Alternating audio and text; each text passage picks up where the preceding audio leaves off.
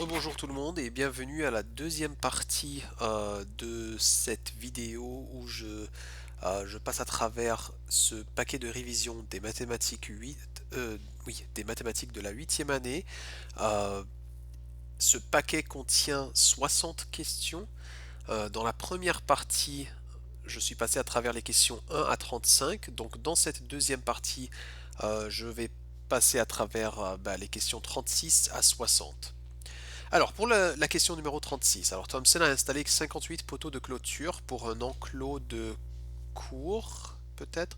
Son but est d'installer 76 poteaux avant ses vacances. Il a encore 2 jours. Quelle équation peut être utilisée pour calculer le nombre moyen de poteaux P qu'il doit installer par jour afin qu'il termine avant ses vacances? Alors en fait, ce qui se passe ici, c'est que il commence avec 58 poteaux. Il veut installer 76 poteaux avant ses vacances, il lui reste 2 jours. Alors déjà ça me dit, alors je vais faire 76 moins 58. Ok. Ça veut dire qu'il lui reste 18 poteaux à installer. Et ces 18 poteaux qu'il doit installer, il doit les installer euh, en 2 jours, si je comprends bien. C'est ça? Il a installé 58 avant ses vacances, il a encore 2 jours. Quelle équation doit être pour calculer le nombre moyen de poteaux qu'il doit installer par jour afin qu'il termine avant ses vacances? Bah,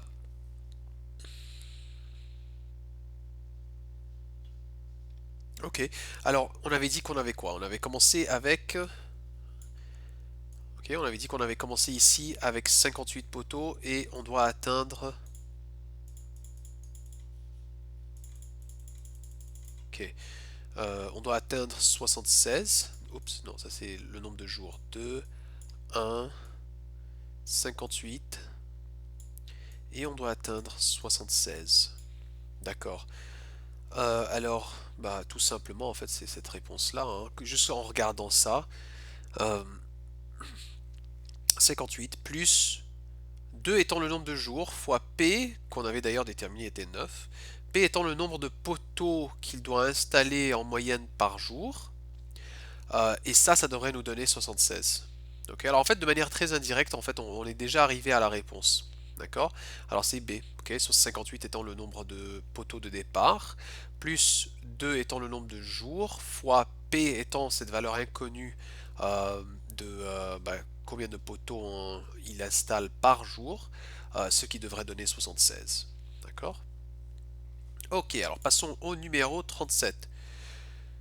Pour son travail de nuit, quand Moira garde les animaux, elle reçoit un salaire selon la formule, etc., où W est le taux par heure et H est le nombre d'heures travaillées. D'accord. Alors en fait, W.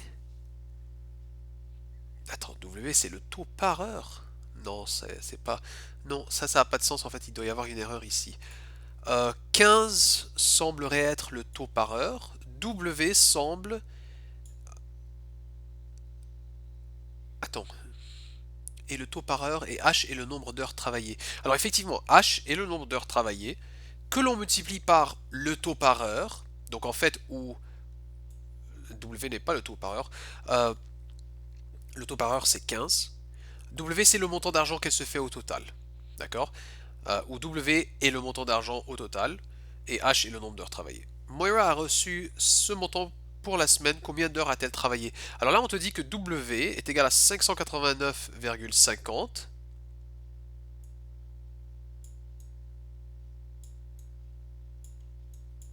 Ok, alors ça c'est la valeur de W, égale à 15H plus 12.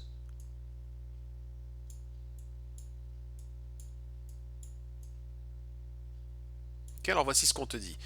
589,50 est égal à 15 fois le nombre d'heures plus 12. Alors isole H. Ok, alors détermine la valeur de H.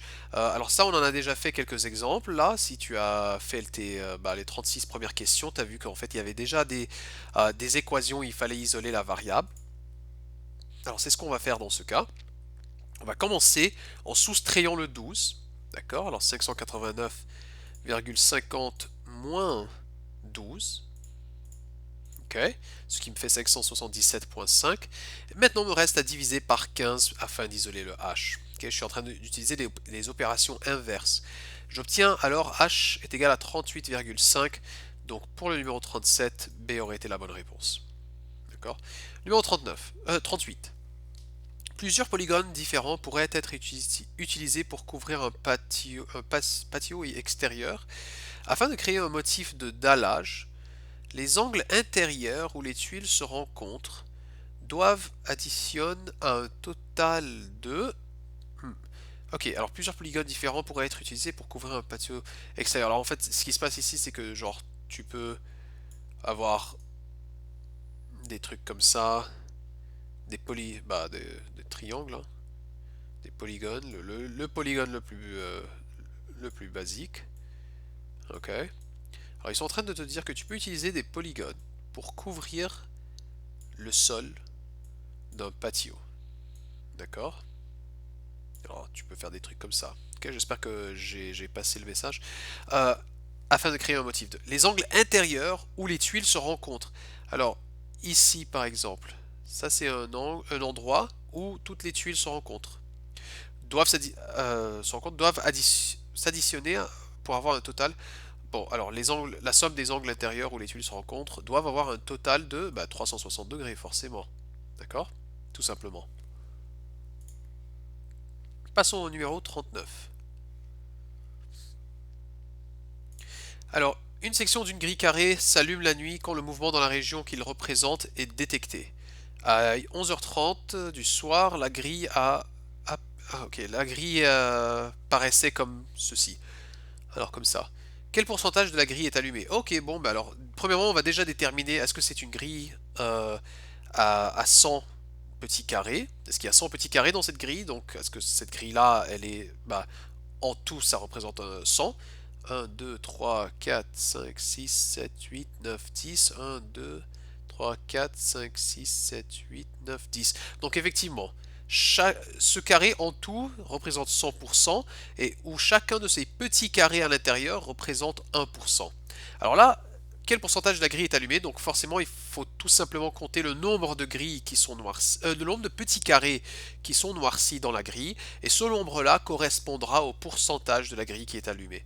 Donc ici, on a 1, 2, 3, 4, 5, 6, 7, 8, 9, 10, 11, 12, 13, 14, 15, 16, 17, 18, 19, 20, 21, 22, 23, 24, 25, 26, 27%. Alors la réponse pour le numéro 39, tout simplement 27%. Ok. On passe au numéro 40.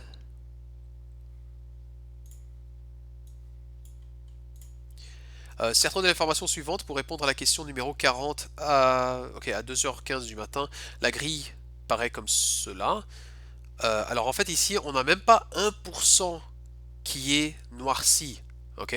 Remarquez qu'on n'a même pas 1%. Donc en fait déjà avant même quoi que ce soit, on peut annuler D comme réponse. Car encore une fois c'est moins d'un seul pourcent qui est noirci. Et on peut annuler C, parce qu'encore une fois, c'est moins d'un seul pourcent qui est noirci. Donc notre réponse va être soit A, soit B. Et en fait, on voit 1, 2, 3, 4, 5 parties qui sont noircies sur un total de 8. Donc 5 sur 8 pour 2%. Ok. Alors la réponse pour le numéro 40, c'est A.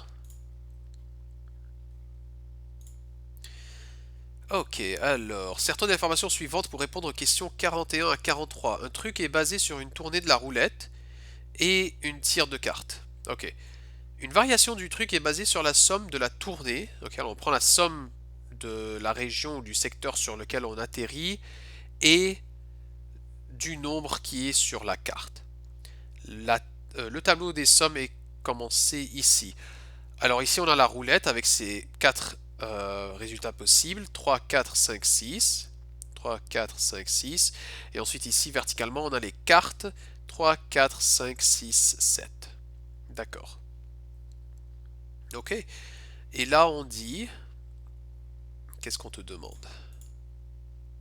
Quelle est la probabilité dans la forme d'un nombre décimal, alors exprimé sous la forme d'un nombre décimal, de tourner un nombre impair, c'est-à-dire d'atterrir sur un nombre impair sur la roulette et de piocher un nombre impair dans les cartes? Ok. Alors, la probabilité déjà d'atteindre, de tourner un nombre impair. Alors on a 3, 4, 5, 6. Alors en fait ici on a deux nombres impairs, 3 et 5, sur un total de 4, donc 2 sur 4, ou simplement, oh là là, ou tout simplement 1 sur 2.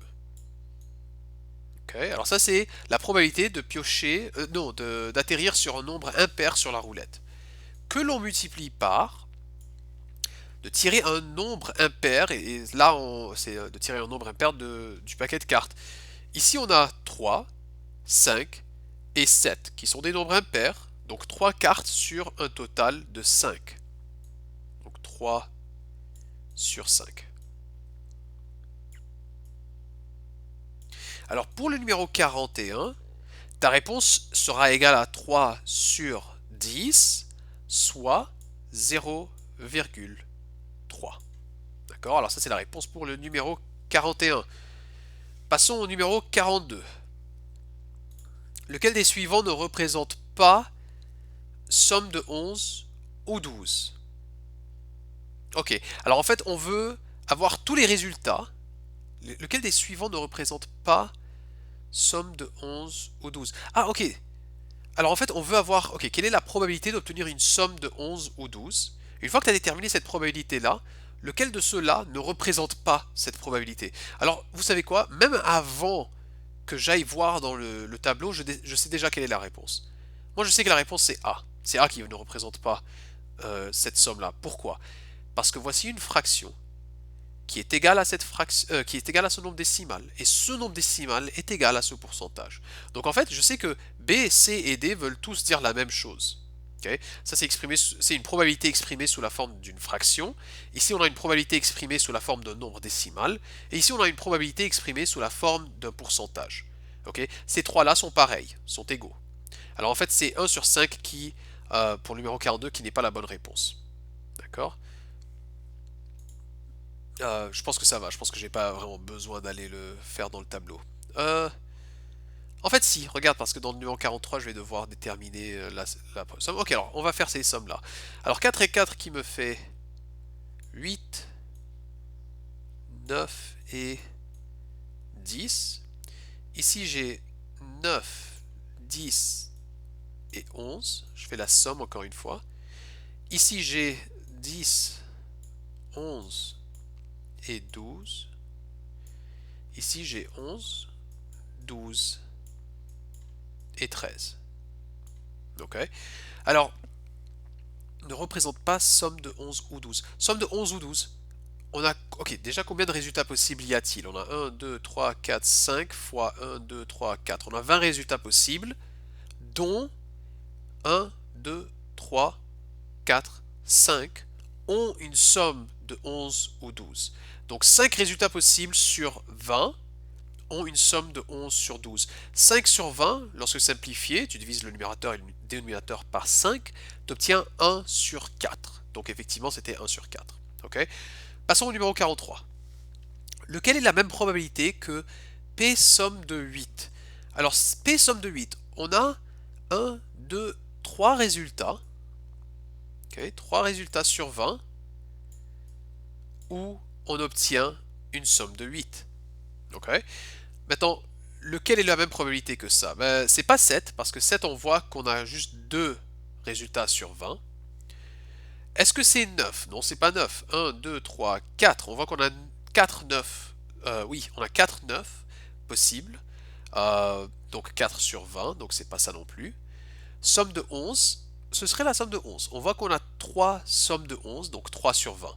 Somme de 13, on a juste une seule somme qui peut atteindre 13, donc c'est pas égal à 3 sur 20. Alors en fait ici la réponse pour le numéro 43 aurait été C, c'est la somme de 11. Ok, ok. Alors on passe à la question numéro 44. Alors Tony a résolu l'équation suivante, son travail, voici le travail, son erreur se trouve à l'étape. Ok, alors où est-ce qu'il a fait son erreur? Alors on sait que lorsqu'on a un coefficient, on va dire, ou un nombre comme ça qui précède une parenthèse, en fait, ce qui se passe ici, c'est qu'on a en fait une multiplication entre ce coefficient ou entre ce nombre devant et entre tous les termes qui paraissent dans la parenthèse. Ok? Ça veut dire qu'on doit multiplier ce moins 4 par tout ce qui se trouve dans la parenthèse. Moins 4, et ça s'appelle la distributivité, ok, ou la multiplication distributive, ça dépend de quelle ressource tu consultes. Ok. Moins 4 fois x te fait moins 4x. Moins 4 fois moins 3 me fait plus 12. C'est deux nombres négatifs. Lorsque je les multiplie, j'obtiens plus 12. Or, Tony ici, il a indiqué que c'était un négatif. Donc en fait, son erreur se trouve dans la première étape. D'accord? Quelle équation a la solution? On passe au numéro 45. Quelle équation a la solution x égale moins 7? Ok. Alors ici, lorsque j'isole x, je divise par 3 des deux côtés, j'obtiens x égale à plus 7. Donc ce n'est pas A. Ici, je soustrais 6 des deux côtés. J'ai 4x égale moins 28. Okay, en soustrayant en soustrayant moins 6 de moins 22, je descends à moins 28. Ok. Attends, est-ce que en soustrayant moins 6? Non, non. En soustrayant 6 de moins 22, je descends à moins 28. Alors 4x est égal à moins 28. Lorsque je divise moins 28 par 4, pour isoler x, effectivement j'obtiens moins 7. Donc ça, ce serait la bonne réponse. Maintenant, pour m'assurer, je vais vérifier les autres. Ici, je soustrais un des deux côtés, j'obtiens 7. 4x égale à 7. X égale à 7 sur 4, c'est pas la bonne réponse. Et ici, en fait, ce que je peux faire, c'est que je peux en fait commencer en divisant par 4. Hein. Nul besoin d'effectuer la distributivité quand je sais que ça veut dire 4 fois x plus 5 ou x plus 5 fois 4 par la commutativité. Okay. Maintenant, si tu as oublié ce que c'est la commutativité, tout simplement, c'est lorsque tu te rappelles en classe quand je te dis 2 fois 3 et 3 fois 2. Et quand je dis 2 fois 3 c'est quoi? Tu me dis 6. Et, toi, et ensuite je te dis 3 fois 2 c'est quoi? Et tu me dis 6. Eh ben, c'est ça la commutativité. C'est le fait qu'on puisse réarranger les termes dans une multiplication et ou division. Bah non, attention, pas et ou division, attention. Dans une multiplication et tu obtiens la même réponse. D'accord? Et de même pour addition et soustraction. D'accord? Ah non! Oh là là, il faut que j'arrête de dire des bêtises. De même pour addition. Ok? Moins 2 plus 3 ou 3 plus moins 2. Okay. Mais pas pour soustraction. 7 moins 2, c'est pas la même chose que 2 moins 7. Ok. Ok. C'est juste pour la multiplication et pour l'addition. D'accord. Maintenant, ici j'ai 4 fois x plus 5 ou x plus 5 fois 4. Donc je peux me débarrasser de fois 4 en divisant par 4. J'ai alors x plus 5 égale à 2. Et ensuite je soustrais 5 des deux côtés. J'ai x égale à moins 3. Okay. Alors D n'est pas la bonne réponse. Donc effectivement B c'était la bonne réponse. Okay. Je passe au numéro 46. Quelle équation représente l'énoncé suivant? 6 plus de 5 fois un nombre égal 20. Oh là là. Alors c'est là où vraiment le français est super important. Ok, alors en fait ce qu'il voulait dire ici, 6 de plus que 5 fois un nombre est égal à 20. Ok, alors 6 de plus que 5 fois un nombre, ou 6 de plus de... Non, 6 de plus que 5 fois un nombre est égal à 20. Alors là, je sais qu'il y a un nombre qui, lorsque multiplié, et ensuite, lorsque je lui additionne 6, j'obtiens 20. En fait, la bonne réponse est ça. Voici le nombre. Ça, c'est 6 de plus qu'un nombre qui a été multiplié par 5. Et ça te fait 20. Okay. Alors C serait la bonne réponse pour le numéro 46. 47. Lequel, parmi les polygones réguliers suivants, ne peut pas être utilisé pour couvrir un plan? Lequel parmi les polygones suivants réguliers ne peut pas être utilisé pour couvrir un plan? D'accord. Alors en fait, ok, ça c'est pas une question qu'on a vraiment explorée cette année, mais c'est pas qu'on n'a pas vraiment. En fait, ça c'est, je pense, c'est juste une question de logique, je crois. Parce qu'en fait, comme je vous l'avais montré tout à l'heure, un triangle, tu peux couvrir un plan avec des triangles. Ok. Un carré, effectivement, tu peux couvrir un truc avec genre des carrés, tu vois, genre tu peux faire dessiner un carré à côté d'un autre carré. Un hexagone aussi. Ok. Un hexagone, tu pourrais avoir des hexagones, d'autres hexagones comme ça, comme ça, comme ça, et ainsi de suite. Un, 2, 3, 4, 5, 6. Là, on a deux côtés d'un hexagone, donc un, 2, 3, 4, 5, 6. Ok, ainsi de suite. Donc un hexagone, on peut... Je pense que c'est un octagone. Un octagone à 8 côtés, c'est trop de côtés pour pouvoir faire un truc comme ça. Et je pense que c'est ça qu'ils veulent dire par couvrir un plan. Donc la réponse ici serait octagone, mais vous inquiétez pas si vous n'avez pas vraiment compris cette question. Ça fait pas vraiment partie du programme de mathématiques 8. Ah oui, d'accord. Parce qu'en fait, ce manuel-là, il fait tout un truc sur les dallages et genre les tessellations et des trucs comme ça qui ne fait pas partie du programme de mathématiques de 8e année de l'Alberta. Ok, alors en fait, c'est pour ça qu'on a des questions comme ça. D'accord. Ok. Le numéro 48. On va représenter 2 tiers fois 2 sixièmes sur une grille. 4 carreaux seront ombragés dans quelle grille en dessous? Ok, alors je pense que... Bah écoute, tu fais 2 sur 3 fois 2 sur 6. Alors en fait, tu obtiens 4 sur... alors déjà, en fait, tu sais quoi? Le 2 sur 6, on peut le simplifier. Tiens, on va le simplifier. 2 sur 3 fois 1 sur 3. Ok? Alors 2 sur 3 fois... oui, 2 sur 3 fois 1 sur 3. J'ai divisé le numérateur et le dénominateur par 2. J'ai alors 2 sur 9. Et on te dit que 4 carreaux seront ombragés dans quelle grille? Si je sais que 2 carrés doivent être ombragés pour représenter 2 sur 9, je dois ombrager 2 carrés sur 9. Donc si j'ombrage, ou si je noircis plutôt 4 carrés, 4 carreaux, ça veut dire qu'il fallait avoir un total de 18. 2 sur 9 est égal à 4 sur 18. Alors 4 sur 18, alors lequel de ceux-là a 18 petits carreaux? 1, 2, 3, 4, 5, 6, 1, 2, 3. La réponse ici serait B. C'est là où, pour représenter 4 sur 18 ou 2 sur 9, tu pourrais noircir 4 carrés ou 4 carreaux sur 18. D'accord? Le numéro 49. Alors, calcule 4 et 4 cinquièmes divisé par 1 et 4 cinquièmes. Alors, souviens-toi que pour effectuer ce genre de calcul, je te recommande très fortement de convertir sous forme de fraction impropre. Ok. Alors là, 5 fois 4, ça te fait 20. 20 et 4, ça te fait 24 sur 5. Ok. Maintenant, divisé par 1 et 4 cinquièmes. Encore une fois, on va convertir sous forme de fraction impropre. 5 fois 1 me fait 5. 5 plus 4 me fait 9. Alors là, je suis rendu à 9 sur 5.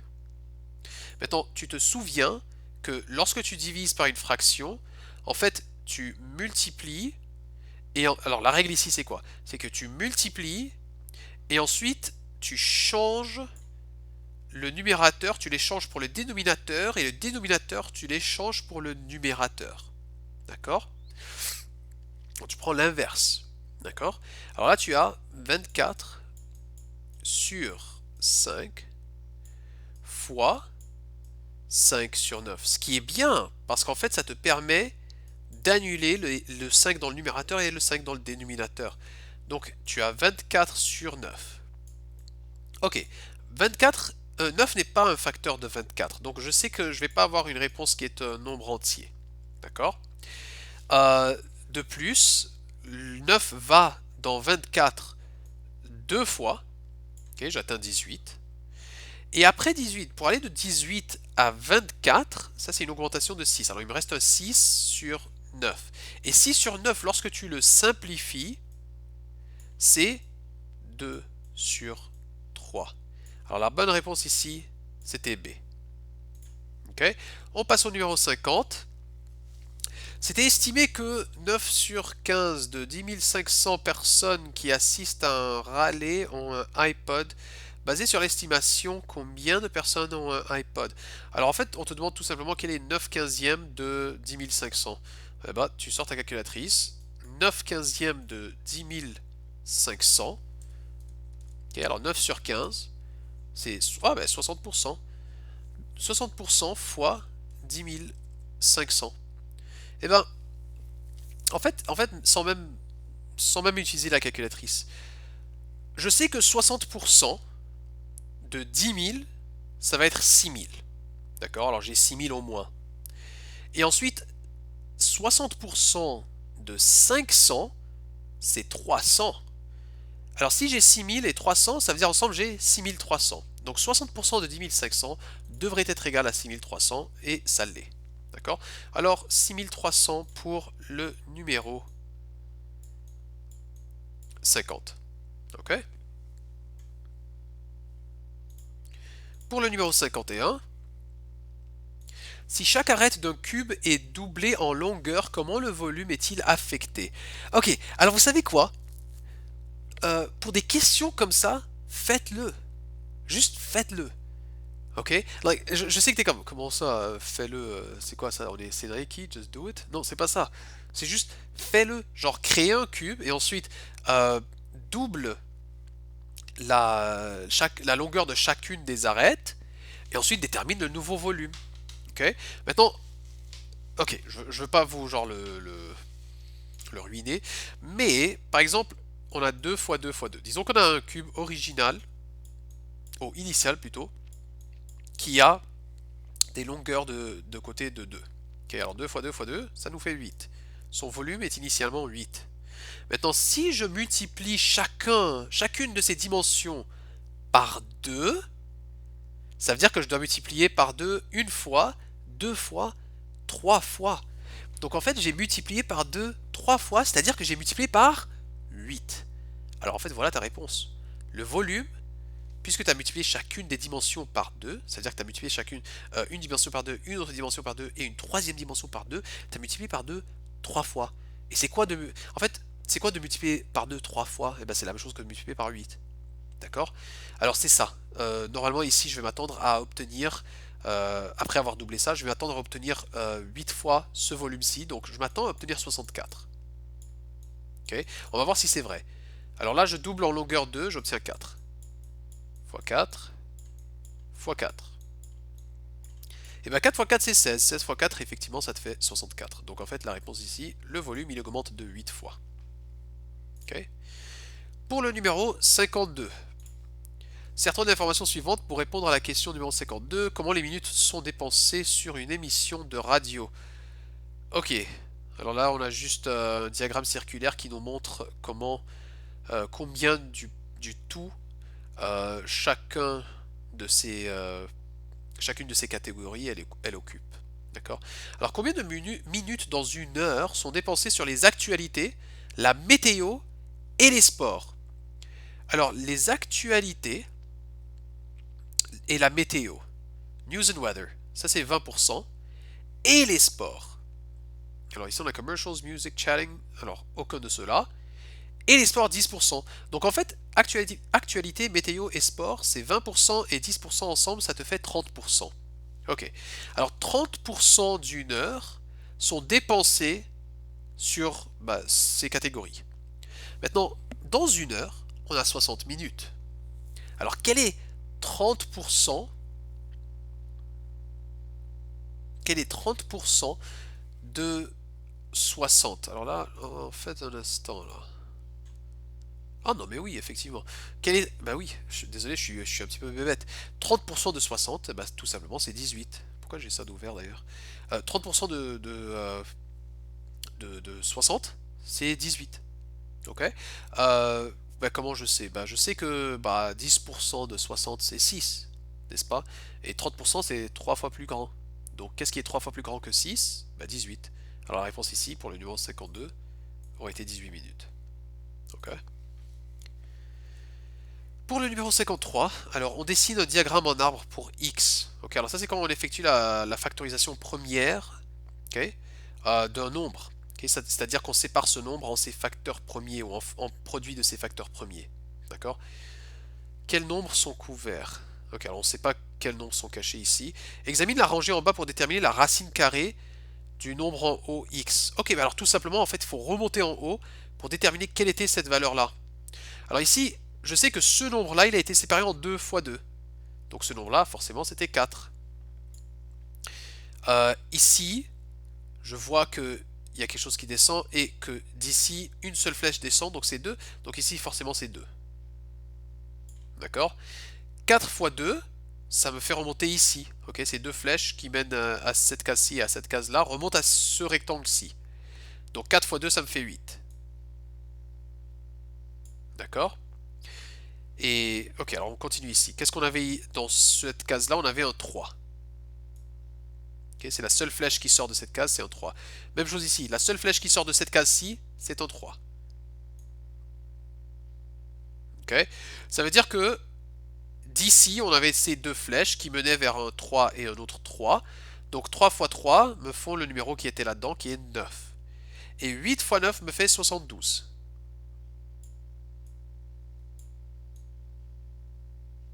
Ok. Maintenant, de ce côté-ci, en fait, je vois qu'il y a juste un 2 qui est descendu tout le temps. Donc en fait, ici j'avais un 2, ici j'avais un 2, ici j'avais un 2. Donc pour remonter au x, il faut multiplier par 2 et 72, puisque ce sont les deux seules flèches qui sortent du x, c'est 72 et 2. Donc 72 fois 2, ça me fait 144. Ok. Maintenant, 144, la racine carrée de ça, c'est 12. Okay. Ça, c'était la première méthode de résoudre cette question. D'accord? Il y avait une autre méthode. Et probablement une méthode qui était vachement plus simple, si vous vous souvenez bien. Puisque ici, j'ai ma liste de nombres premiers ou de facteurs premiers, ce que je peux faire, c'est que si je les sépare en deux groupes égaux, la taille d'un groupe sera égale à la racine carrée de x. D'accord? Alors ici, par exemple, j'ai 2 fois 2 fois 2 fois 2. Donc si je sépare ça en deux groupes égaux, puisque j'ai 4 2, chacun des groupes doit comprendre ou doit contenir 2 2. Ok? De plus, j'ai 2 3, donc chaque groupe doit contenir un seul 3. Et voilà, je viens de prendre les facteurs premiers et en les séparant en deux groupes égaux, je viens de déterminer que la taille d'un groupe, c'est la racine carrée du grand nombre là-bas. 2 fois 2 c'est 4, 4 fois 3 c'est 12. Ici, même chose, 2 fois 2 c'est 4, 4 fois 3 c'est 12. En fait, 12 fois 12, c'est ce qu'on a en bas ici, 12 fois 12. D'accord? Alors ici, la réponse c'était la racine carrée du nombre en haut, et ben c'était 12. D'accord? Pour le numéro 54. Ah! Eh ben, voilà, tant mieux. Pour le numéro 54, on te demande quel est le numéro x en haut. Bah, une fois que tu as déterminé quelle est sa racine carrée, bah, tu prends ce nombre-là et tu fais exposant 2. Hein, tu l'élèves au carré. 12 exposant 2 te fait 144. Ou 12 fois 12, 12 fois lui-même, te fait 144. Donc pour le numéro 54, la réponse ici c'est 144. Numéro 55. Le produit des facteurs premiers. Ouh là là, les facteurs primaires, c'est des facteurs premiers. Ok, premiers. De 60 et. Alors en fait, on te demande de prendre 60 et de le séparer en ses facteurs premiers. Moi, je sais que 60, c'est 5 fois 12. Je sais que le 12, je peux l'exprimer comme étant le produit de 3 fois 4, et que ce 4-là, je peux l'exprimer comme étant 2 fois 2. Donc en fait, j'ai comme nombre premier, ou comme facteur premier, j'ai 5, 3, 2 et 2. 2 fois 2, 4, 4 fois 3, 12, 12 fois 5, 60. Alors je cherche 2, 2, 3, 5. 2, 2, 3, 5. Ok, alors la réponse ici, c'était D. D'accord? Pour le numéro 56, okay, alors certaines informations suivantes pour répondre à la question numéro 56. Deux des carrés sont les côtés du triangle rectangle montré. Ok. Alors on a en fait les carrés des deux cathètes. On n'a pas le carré de l'hypoténuse. Le carré qui complète la relation de Pythagore est. Alors en fait on veut le carré de l'hypoténuse. Souvenez-vous que le carré d'une cathète plus le carré d'une autre cathète nous donne le carré de l'hypoténuse. Cette cathète, elle est de longueur 3. 3 exposant 2 nous fait 9. Donc ce 9 représenté ici. Ici, on a 1, 2, 3, 4. 4 exposant 2, ou 4 fois 4, me fait 16, qui est l'aire de ce carré. 9 et 16 ensemble me font 25. Donc ici, je cherche un carré qui a des longueurs de 5. 1, 2, 3, 4, 5. 1, 2, 3, 4, 5. Et dont l'aire est 25. Alors la réponse ici, c'est B. Pour le numéro 57, un nombre entier x se trouve entre la racine carrée de 48 et la racine carrée de 55. Quel est le nombre entier possible entre bla et bla? D'accord. Alors moi je sais que la racine carrée de 48 et la racine carrée de 55, je sais qu'en fait il y a la racine carrée d'un nombre là-dedans qui va me donner un nombre entier comme résultat. Okay. Maintenant si toi tu connais tes nombres carrés, tu sauras répondre à cette question. Alors tes nombres carrés sont quoi? Ben 1 fois 1 ça te fait 1. Ok. Après 1, tu as 4. 2 exposant 2 te fait 4. 3 exposant 2 te fait 9. 4 exposant 2 te fait 16. 5 exposant 2 te fait 25. 6 exposant 2 te fait 36. 7 exposant 2 te fait 49. Voilà. Alors je sais qu'il y a un nombre entier x qui se trouve entre racine carrée de 48 et racine carrée de 55. Et ce sera la racine carrée de 49, donc 7. Ok, alors la réponse ici aurait été 7. Passons au numéro 58. Quelle division est montrée sur la droite numérique? Bon, alors ici, qu'est-ce qu'on a? Ben, on a 4. On a 4 qu'on a décidé de séparer en 1, 2, 3, 4, 5 groupes égaux. Okay, alors on a pris 4, on l'a séparé en 5 groupes égaux. La réponse ici sera la taille de chaque groupe. Alors en fait, ben voilà. A aura été la réponse. La taille de chaque groupe ici aura été de 1, 2, 3, 4 parties sur 5. Okay. Alors ça c'est 4 sur 5 étant donc la taille de chacun des groupes. 4 divisé par 5, et effectivement ça te fait 4 sur 5. D'accord? Passons au numéro 59. Allez, l'avant-dernière question. On est rendu où là? D'accord, ah dis donc. On utilise la formule F égale 9 sur 5 Celsius plus 32 pour changer les degrés Celsius au degré Fahrenheit. Quelle est la température équivalente en degrés Fahrenheit pour la température de 15? Alors en fait on te dit, lorsque C est égal à 15 degrés Celsius, quel est F? Alors en fait, évalue l'expression suivante, tout simplement. 9 sur 15, 9 sur 5 fois 15 plus 32. Alors tout simplement, évalue l'expression. Eh bien, 9 sur 5 fois 15. Ben 15, moi je sais que ça c'est 5 fois 3, n'est-ce pas? Et si je sépare, regarde, 9 sur, qu'est-ce qu'on avait dit? C'était 9 sur 5. Fois. Et ce 15 là, si je le sépare en 5 fois 3, et il est sur quoi ce 15? Ben tout nombre entier, on peut l'exprimer sous forme de fraction en le mettant sur 1, n'est-ce pas? Ça c'est 15 sur 1. Et moi, la raison pour laquelle j'ai fait ça, c'est que ça va me permettre de me débarrasser du 5 en haut et du 5 en bas. 9 fois 3 me fait 27. Et 27 plus 32 me fait 59.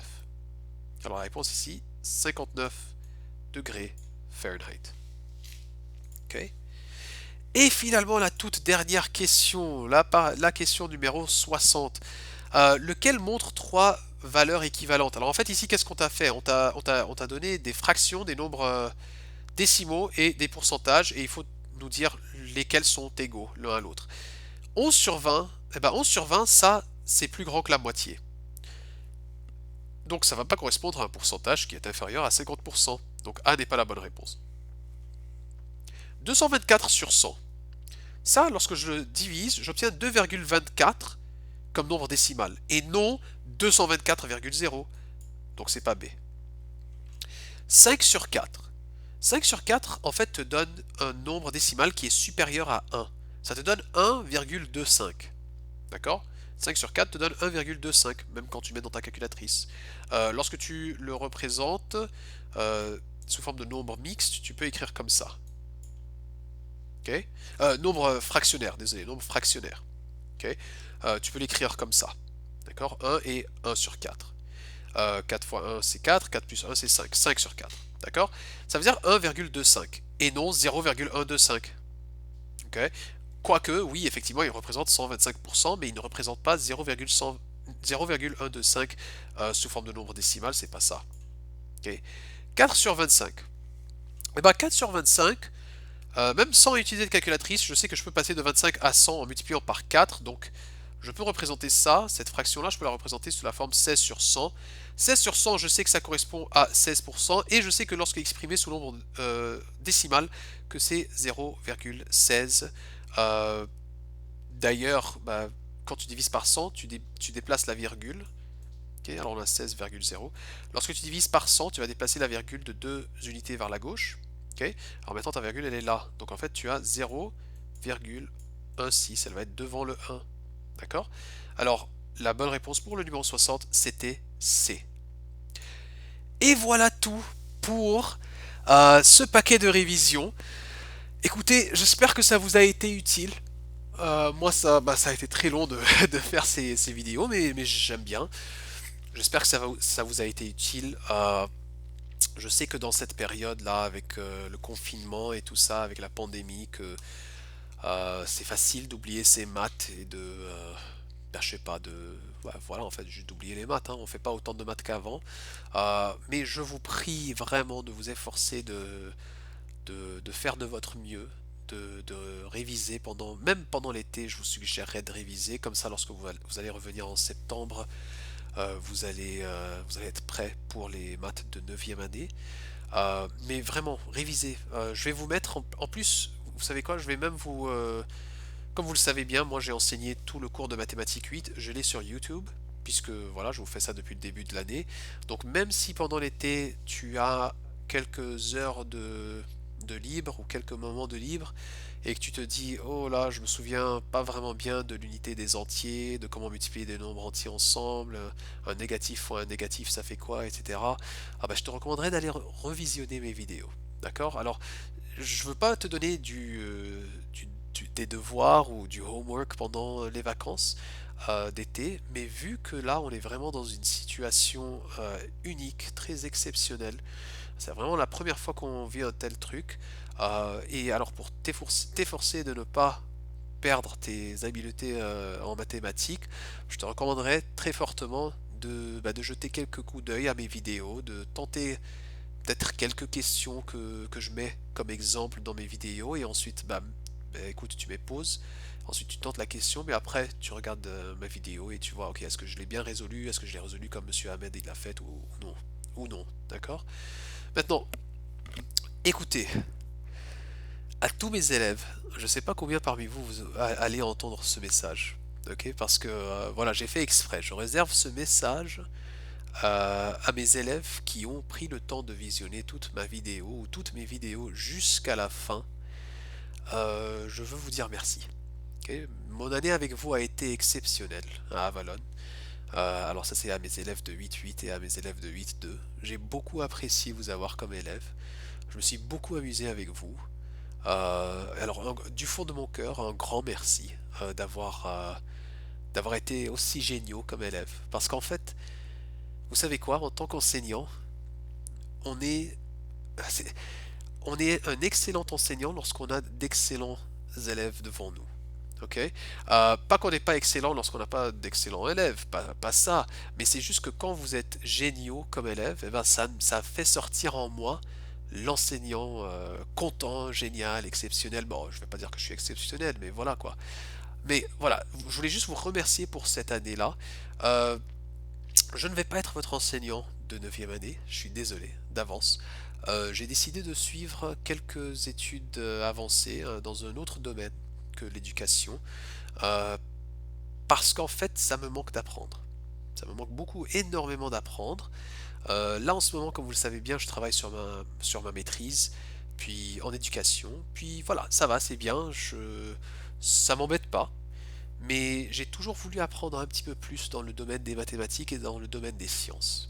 Alors l'année prochaine, je prends une année sabbatique, une année de pause pour moi, et je vais suivre je vais suivre des études plus approfondies dans ces domaines-là, dans les domaines des maths et des sciences, juste parce qu'encore une fois, ça me manque d'apprendre.